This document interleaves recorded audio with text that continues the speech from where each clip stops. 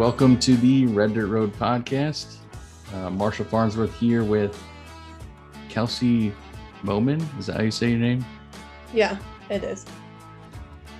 Sweet. So she's a guest today, country music fan.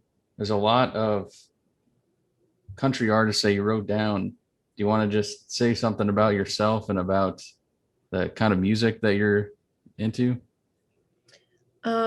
I don't know what to say about myself. That's always so awkward for me. I guess music-wise though, I grew up in and around like a country music household basically. My grandparents were super into music, my grandma specifically. And she's kind of like who shaped my musical taste. And then my dad kind of like sprinkled his little musical taste into it as well. And so it's pretty broad, but like I mainly listen to just country music, mostly like alternative country and stuff, though. I don't typically listen to what's on the radio. Yeah, no, definitely. I don't listen to the radio really at all anymore. But as far as the mainstream artists, I used to like Luke Combs. I'm starting to not really like him quite as much anymore. It's starting to sound very much similar, all of his songs, but there's some artists that you put that I don't even really, I haven't really heard of before. Mike Ryan, Red Shanahan, Oh, yeah, Red Shahan. I or don't Red know Shahan. how you say it. Um, yeah, you should definitely look into those guys. That's kind of like the Texas country music scene. Um, that's kind of where I reside. But yeah, definitely look into Mike Ryan for sure, because I think there's a lot of his stuff that you would really like. I think the Texas country scene is starting to get better than the Nashville country is starting to become 100%. too much pop oriented. It's exploding. Cody Johnson, that's one I recognize here. I think he's like Texas. Hmm. So He's we're really gonna. blowing up Oh, lately, though. what'd you say? He's really blowing up lately. He's gotten Yeah. huge.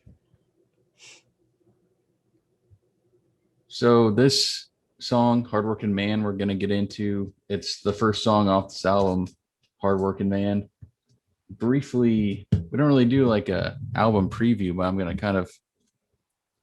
So as it's their second album, released February 1993, and it had five sort of main hits. Hard Working Man reached number 4, Rock My World, Little Country Girl number 2, and there are a few other ones. Had 2 that reached number 1, so not quite as great as their first album. Had 4 number 1 hits. A little bit longer than the first album. It's got 1 extra song and it's about 10 extra minutes, which is kind of nice because first album was pretty short. Um, yeah, that's about it. And then for this song, it was written by Ronnie Dunn. It was the only one that was released before the album came out. It's just under 3 minutes. There's a music video. It says, if this is true from Wikipedia, it says that the song won Brooks and Dunn's Best Country Performance of the Year, 1994, and peaked at or stayed at number 30 for the year-end chart, 1993. And basically, the song is very simple. It's about someone that is a hardworking man. And I usually always do a breakdown of the song. This one is probably the simplest breakdown that I've ever done for any of these songs. There's like a little intro, and then Ronnie Dunn, he kind of shouts out, says, "I'm a hardworking man." And the first verse, he's saying how he's a hardworking man. The second verse says how he got to be hardworking man, and stuff like that. The chorus continues. Just all I wrote for the notes for this was that he continues hardworking man talk. And then there's piano breakdown. And then verse 3, he says that he's going to party hard on Friday night. And go back to work on Monday morning, and finishes out with the chorus. So really simple. I'll let you give your opinion on the song, and then I'll tell mine. I I feel like the reason this song was as big as it was, and we have like a radio station here that just plays classic country, which it's sad to me that this song I grew up listening to is now classic country. I didn't think I was that old. But I think that it is so relatable to the type of like exactly who they were marketing to at that time. Um, so, blue collar, um, like working with your hands type of people. And I like so the my favorite part of the song actually is at the very end when he says and women too. And I feel like not a lot of people have heard that part, but the little feminist piece of me is like, that's right, Ronnie Dunn. um yeah, I think that it's just like a really relatable song to people who bust their ass for a living. I think that's why it's such a good one, so big. Yeah, I agree. Yeah, it even says something about, you mentioned blue collar. It even mentions that. I like this song. I really don't love it. Um, like in comparison to the other Brooks and Dunn singles, because this is like we do a ton of Brooks and Dunn songs, because we basically started this podcast as pretty much only Brooks and Dunn, because that's like who got me into country music. And then we started doing more other songs, older and stuff like that. And so compared to other like Brooks and Dunn hits and singles, I really do not love this song. I think the chorus is pretty good. It's fun. It kind of saves the song. I think the lyrics are a little too straightforward, on the nose, and quite honestly boring. They don't really do many like hard working type songs. They're more of a band that did like songs about women and drinking. You're right. So I don't think it really, I mean, it's an interesting change up, but they're not really like farmers. Some other country singers, they kind of do well with these types of songs. I don't really get that with them. So didn't really care for the song a whole lot. I think you're right. I think that Brooks and Dunn was kind of more in the like LA neon country kind of vibe that happened in the 90s, and they kind of stayed there. I mean, they still have the same hair all these years later. It's been 30 years. So I think you're right. I think that it kind of was a little bit off brand for where they had headed in the past, because a lot of them are like lovey-dovey songs. I think you're right.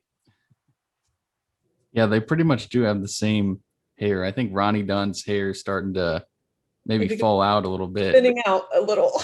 And it was only for like a year. It was somewhere in the 2000s.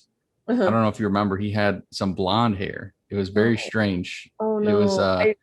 That must have been his midlife crisis. is if you watch the music video for You Can't Take the Honky Tonk Out of the Girl, which is that's a pretty funny song. He's got like blonde hair in it, I believe, still in that one. That's Um, unfortunate for him and us. yeah, I but think that this song, though it kind of wasn't really on brand with them altogether, if you look at like that whole album, the Hard Workin Man album, it fits in with, I mean, 90% of those songs are like what you would hear at a honky tonk. They're like drinking, good old boy drinking songs, basically. And that's one of them. I mean, who doesn't want to sit around and drink beer and listen to songs about how hard they work? yeah, How girls make them sad, you know? it does pretty well though. With we had like Brand New Man on the last album being the first song, and that kind of like comes right at the gate, kind of right at you. Yeah. It's it says like I saw the light, and it kind of screams at you.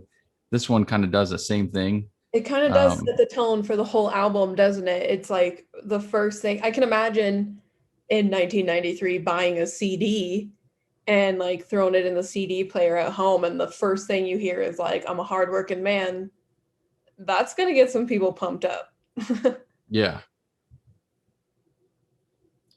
And also as like a little kind of album preview, um, the cover of this, do not really like the cover. I mean, quite honestly, I think I could probably use my skills that I have and make a better one. I don't It know what doesn't happened to get any more 1993 than that. their first album looked kind of cool, and then this one it's just like kind of white, and then they put them on there, and then they just have the Brooks and Dunn, they just cropped a rectangle of their logo on there.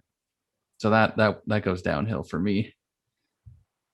But I can't even really remember another song from Brooks and Dunn that is really just about working hard. I There's haven't really listened to this album. I listened to last year, so I'll have to see if they have any others like that. But we'll get on to the music video and other songs on this album next time. So we will see you guys next week.